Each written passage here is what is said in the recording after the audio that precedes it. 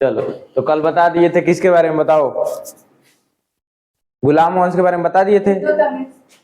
हाँ, इल्तुतमिश के बारे में, रजिया सुल्तान के बारे में, बलबन के बारे में, है ना। तो ये कौन सा वंश था? गुलाम वंश था, है ना। गुलाम वंश था। इसे मामलुक वंश भी कहा जाता है, इसे दास वंश भी कहा जाता है। और क्या किस नाम से जाना जाता है बताओ? गुलाम वंश, मामलुक वंश, दास वंश, हाँ, इलवारी वंश। इलवारी वंश कहां से कहां तक जाना जाता है? तो इल्तुतमिश से लेके नसरुद्दीन तक शायद, है ना। इल्तुतमिश से लेके नसरुद्दीन तक जाना जाता है इसे इलवारी वंश के नाम से, है ना।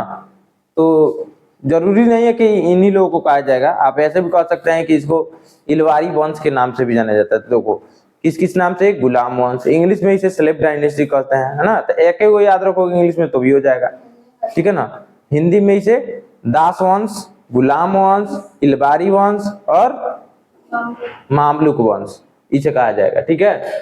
तो गुलाम वंश की स्थापना किसने किया था? कुतुबुद्दीन ऐबक ने। ये सब बता चुके थे ना, कुतुबुद्दीन ऐबक ने किया था। अच्छा, कुतुबुद्दीन ऐबक कौन था? गौरी का गुलाम था, बताए थे ना। कब शासक बना कुतुबुद्दीन ऐबक? 1206 में। क्यों 1206 में ही बना? क्योंकि 1206 में गौरी के शासन का अंत हो गया था, है ना। तो ये गुलाम वंश का स्थापना किया। अच्छा, ये कभी क्या बोलते हैं, सुल्तान कभी बना? ये कभी सुल्तान नहीं बना, है ना। हमेशा गुलाम बन के रहा, ठीक है। तो पहला अगर सुल्तान कहोगे तो कहोगे इल्तुतमिश है। कौन है? इल्तुतमिश। देखो, दिल्ली सल्तनत का पहला सुल्तान कौन है? इल्तुतमिश। याद रखो, दिल्ली सल्तनत का पहला सुल्तान कौन है? इल्तुतमिश है। और अंतिम कौन है? दिल्ली सल्तनत का अंतिम सुल्तान या शासक में वो तो उसमें जाएगा ना।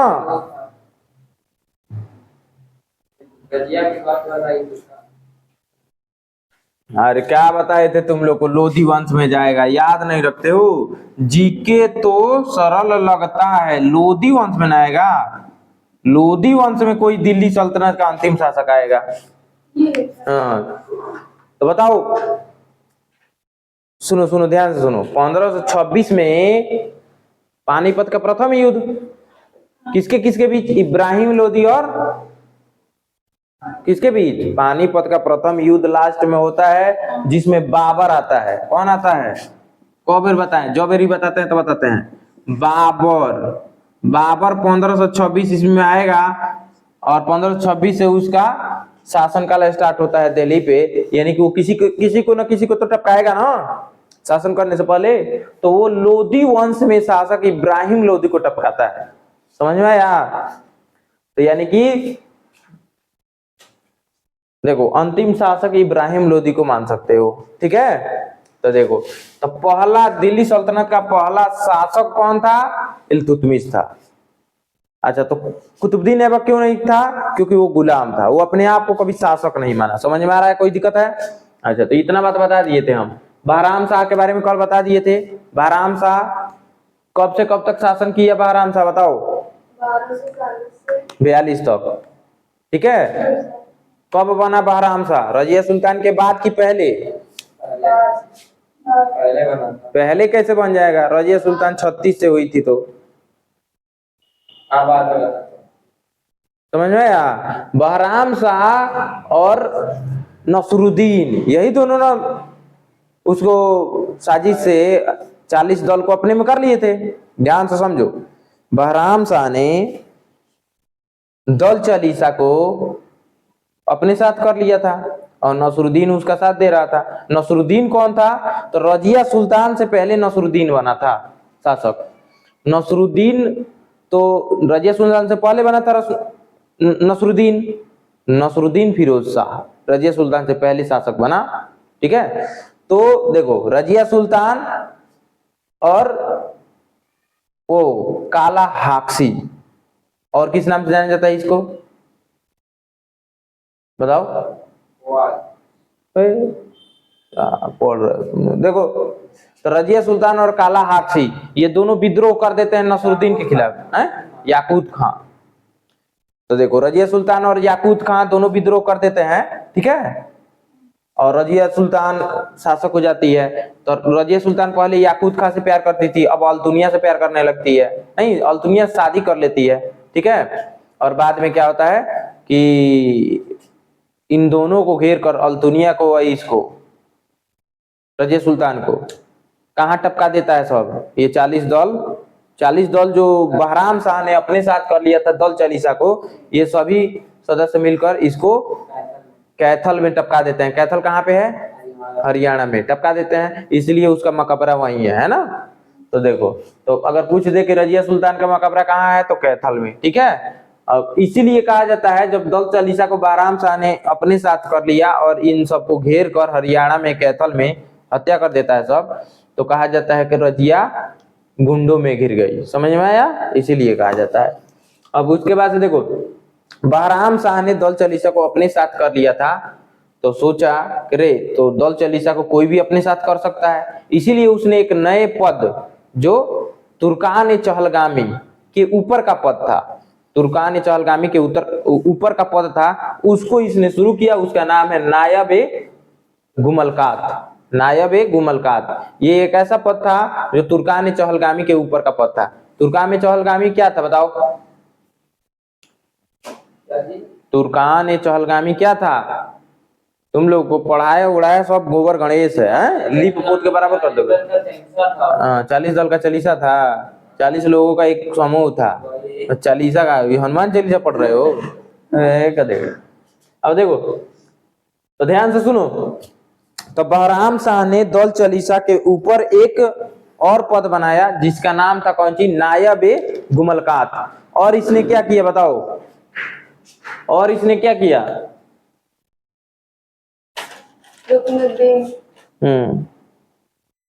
हाँ रुकनुद्दीन है ना। तो नसरुद्दीन और रुकनुद्दीन में अंतर देख लेना लो। नसरुद्दीन कब बनता है, 1246 से 65 में, ठीक है, जिसको इलवारी वंश, उसको बोलते हैं कौन सी, रुकनुद्दीन। हाँ रुकनुद्दीन, आई है नसरुद्दीन बड़ा फॉल्ट है इसमें, एक नाम है नसरुद्दीन, ओकर नाम है नुकरुद्दीन है। चलिए, तो इसके बाद से देखो, और गयासुद्दीन बलबन का भी कार्यकाल काफी इंपोर्टेंट है, गयासुद्दीन बलबन, ठीक है। इसने क्या क्या किया था बताओ,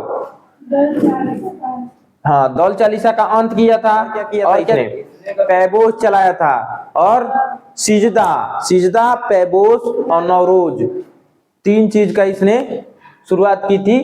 तो देखो, सिजदा में सर झुकाकर सलाम करना, पैबोस में पैरों को चूमकर, और नौरोज एक त्योहार है, इसको शुरू किया था किसने, बलबन ने। इसके बाद से ये खत्म होता है, उसके बाद जाएगा खिलजी वंश, और खिलजी वंश कहां से कहां तक, 1290 से 1320 तक 30 वर्ष तक शासन किया था, और दिल्ली सल्तनत में सबसे कम शासक था इन लोग।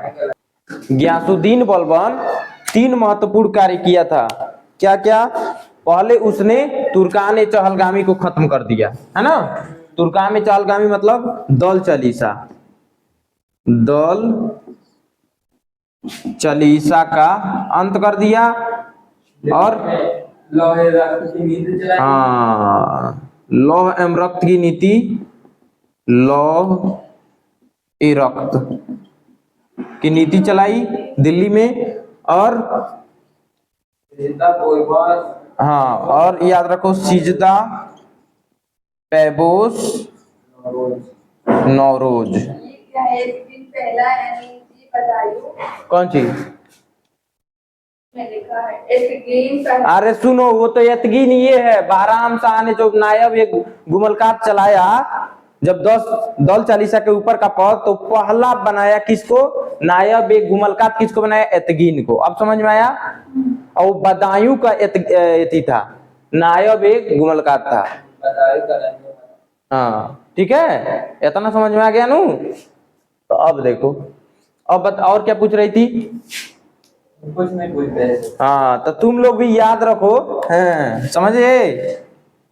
तो देखो, गयासुद्दीन बलबन का ये याद रखना। उसके बाद से आता है खिलजी वंश, और खिलजी वंश 30 वर्ष तक शासन करता है और दिल्ली सल्तनत पे सबसे कम शासक मतलब साल शासन करने वाला यही है, ठीक है। जिसमें पहला इसकी स्थापना, खिलजी वंश की स्थापना किसने कौन किया था? जलालुद्दीन खिलजी। अब ध्यान से सुनो, इसका जो है गुलाम वंश का लास्ट जो शासक था कैमूर्स, उसकी हत्या करके मतलब उस तब जलालुद्दीन खिलजी बनता है, ठीक है। और जलालुद्दीन खिलजी कहां से कहां तक रहता है? तब 1290 से 96 तक, ठीक है, 6 साल।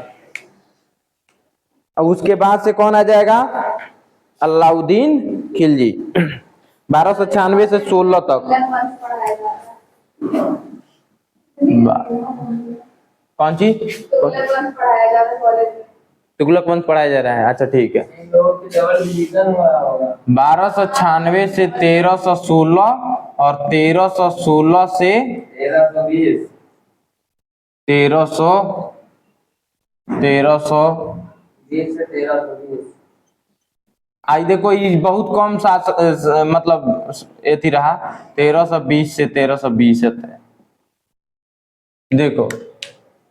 अच्छा, इसमें अभी एक दो और ऐसे शासक हैं जो 12 दिन तक भी शासन किए हैं, उसको नहीं लिखवाए हैं, ठीक है ना, उतना इंपोर्टेंट नहीं है।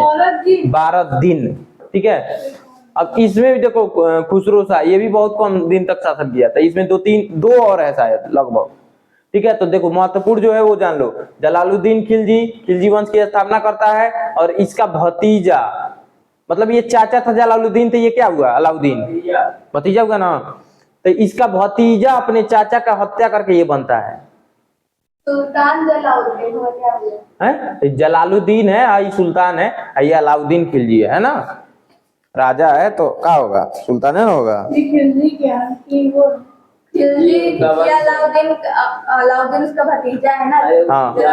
हाँ, अलाउद्दीन भतीजा है जलालुद्दीन खिलजी का। बेटी होती है, अपनी बेटी की शादी से करा देता है। हाँ, अपनी बेटी की शादी अलाउद्दीन खिलजी से कराता है, ठीक है, याद रखना। तो दामाद भी हो गया। अब उन लोगों में पता नहीं क्या कहते हैं, उन लोग का अलग भाषा में बोलते होंगे ना, मतलब ये थी क्या बोलते हैं, मुस्लिम लोग कुछ अलग बोलते होंगे, दमादी बोलते हैं। दमादे चहलगामी नहीं ना बोलते होंगे। चलो तो देखो, जलालुद्दीन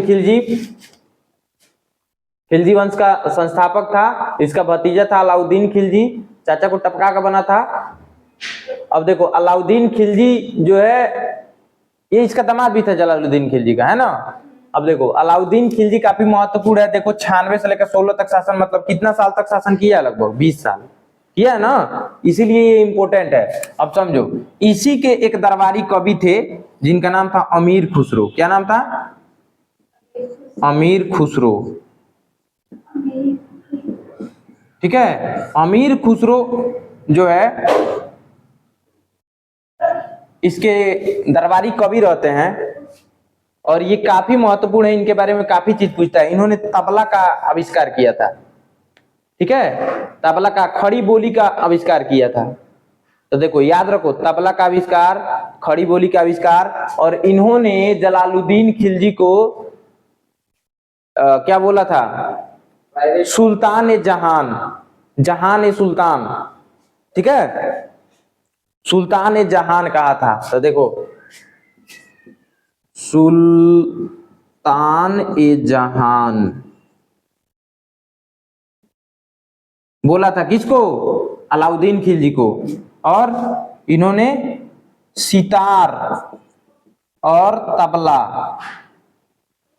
सितार और तबला ना, अनपढ़ होते थे, कैसे लिख, ये किताब भी लिखा था, आशिका किताब का नाम था, फेमस किताब, हाँ, बुक है तुगलकनामा बुक, फेमस बुक क्या लिखे थे? आशिका, तुगलकनामा। दो तो बताओ, बिना पढ़े कैसे लिख देंगे? अब देखो, अमीर खुसरो ने सितार और तबला का आविष्कार किया था। इसको अलाउद्दीन खिलजी को बोला था सुल्तान ए जहान, माने पूरे विश्व का सुल्तान, समझ में आया? सुल्तान, एक पैरेट ऑफ इंडिया। हाँ, अमीर खुसरो को ही पैरेट ऑफ इंडिया कहा जाता है, समझ में आया? अमीर खुसरो को ही बोला जाता है parrot of India, PARROT, parrot of India. हाँ, क्यों? इसलिए कि ये बताओ, जलालुद्दीन खिलजी का बहुत बड़ाई मारते थे, समझ में आया? इसीलिए कहा जाता है। पैरट किसे बोलते हैं? जौन तुम बोलवाओ तो बोले उसको पैरट बोलेंगे। अब चलो, सुल्तान जहान इनको कहा था, तो इसका मतलब क्या है कि ये इसके प्रभाव में थे अलाउद्दीन खिलजी के, तभी तो बोले कि ये पूरे विश्व का क्या है, राजा है। कभी उनके थे बोल उनके कभी अलाउद्दीन खिलजी के तो कभी थे, कब बताई तरह का नहीं खेलो को अलाउद्दीन खिलजी गलती हो गई जा, तो तिरवा चिन्हवा है जा, देखो है जा, देखो कहाँ था? घबरा गया था। क्या बोल रहे थे? कहाँ देखो देखो कहाँ है फिर? अब देखो ना, अलाउद्दीन खिलजी के ही कवि थे। हम बार बार तरह का अलाउद्दीन खिलजी अब तो ही खींच दिलवा तो तू इजे तक देखा है ना। तो अलाउद्दीन खिलजी के दरबारी कवि थे अमीर खुसरो, जिन्हें पैरट ऑफ इंडिया के नाम से जाना जाता है, और इन्होंने अलाउद्दीन खिलजी को सुल्तान जहान कहा था। ठीक है, इन्होंने सितार और तबला का आविष्कार किया था, और इन्होंने खड़ी बोली का भी, खड़ी बोली का भी आविष्कार किया था, और बुक लिखा था आशिका और तुगलकनामा। कव्वाली का भी आविष्कार किया। कव्वाली का भी आविष्कार इन्होंने ही किया था। सभी थे हमारे देश में। ठीक है, तो याद रखना। देखो, अमीर खुसरो जो है अलाउद्दीन खिलजी के दरबारी कवि थे। ठीक है, उन्होंने उसको कौन से कवि? कौन से कवि को? कवि वो होता है जो लिखता रहता है। कुछ बोले हैं दरबारी कवि दरबार हैं। तो अलाउद्दीन खिलजी को इन्होंने सुल्तान जहान कहा था, पूरे विश्व का सुल्तान, और इन्होंने खड़ी बोली, सितार और तबला, कव्वाली का आविष्कार किया था, बुक लिखा था आशिका और तुगलकनामा। ठीक है, इन्हें पैरट ऑफ इंडिया के नाम से जाना जाता है। ठीक है, तो इतना याद रखना। और इन्होंने क्या कहा था, क्या बोलते हैं उसको, कश्मीर को इन्होंने कहा था धरती का स्वर्ग। धरती का स्वर्ग, मनाली बनाती है। धरती का स्वर्ग किसे कहा था? कश्मीर को। पूरी धरती है। केवल कश्मीर को बोला। केवल कश्मीर को बोला था धरती का स्वर्ग। हैं? कश्मीर है। हाँ, धरती का स्वर्ग तुमको कश्मीर में मिलेगा, इन्होंने ही कहा था। तो ये याद रखना। और अलाउद्दीन खिलजी के बारे में थोड़ा सा जान लो। अलाउद्दीन खिलजी, चलो देखो इधर, देखो अलाउद्दीन खिलजी के बारे में जानो। इसने अस्थाई सेना रखने की शुरुआत की इसने, और क्या,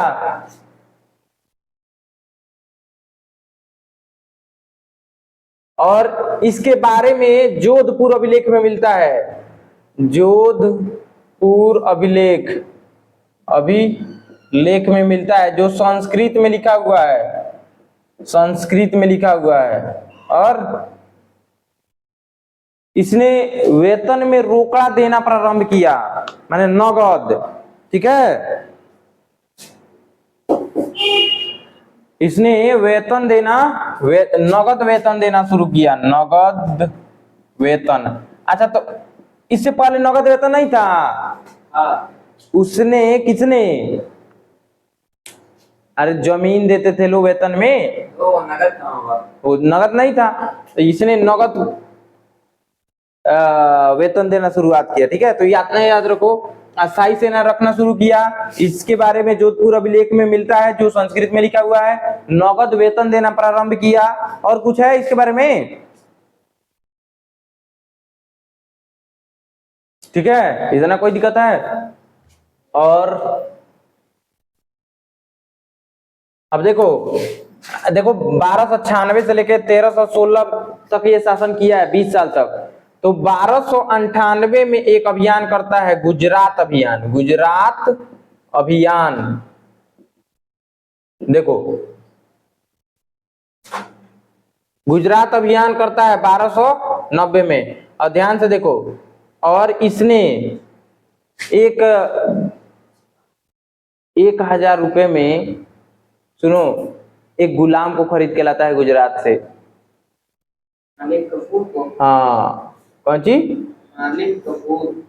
मलिक काफूर। ये कौन था? तो इसको खरीद के लाता है ये। 1000 रुपये। हाँ, और इसको क्या बनाता है आगे चल के? अपना अपने संपत्ति का मालिक। सेनापति नु, अपना सेनापति बनाता है। लिखा है अलाउद्दीन का संपत्ति। अरे तो सेनापति बनाएगा, लुढ़कने के बाद तो ले लेगा, हड़प लेगा। तो सुनो, मलिक काफूर, ठीक है, 1000 दिनार में खरीद के लाता है।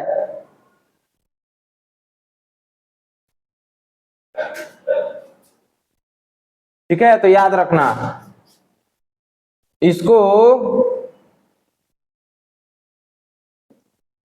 गुलाम के रूप में।